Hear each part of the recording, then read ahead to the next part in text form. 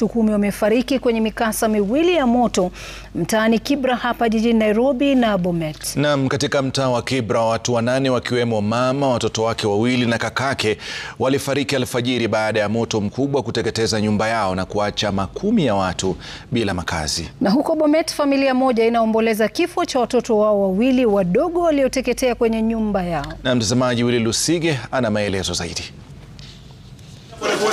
Hisia na majonzi zimeenea katika eneo la Makina mtaani Kibera jijini Nairobi, moto mkali ukiteketeza nyumba 40, mali ikageuka majivu na vifo kutokea Jumamosi alfajiri. It's unfortunate it has costed the life of 8 innocent Kenyans. The investigations we have been conducting in regards to the previous fires, basically they have been illegal connections. We normally discourage illegal connections. Miongoni mwa wanane hao ni mama mjamzito na jamaa 4 wa familia moja. Moto huo unadaiwa kuchochewa na mitungi ya gesi iliyokuwa inalipuka. Nyumba ambayo imeathirika hapa karibu zaidi ya room 40.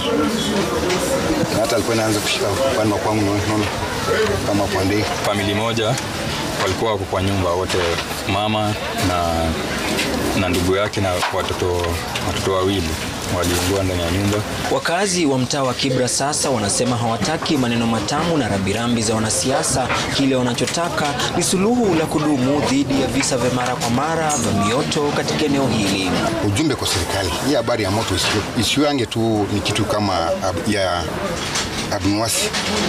Tu kuja kutoa rambe na solution haipatikani. Utakuja kushuka sasa, utakuja kweli kuleza sisi mabati, lakini hawamalizangi ya shida.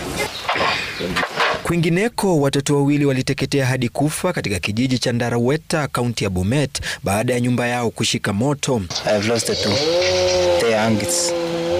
With everything that was inside the house. Inadaiwa watoto hao walichezea mtungi wa gesi na kusababisha mlipuko. Willy Lusige, runinga ya Citizen, Nairobi.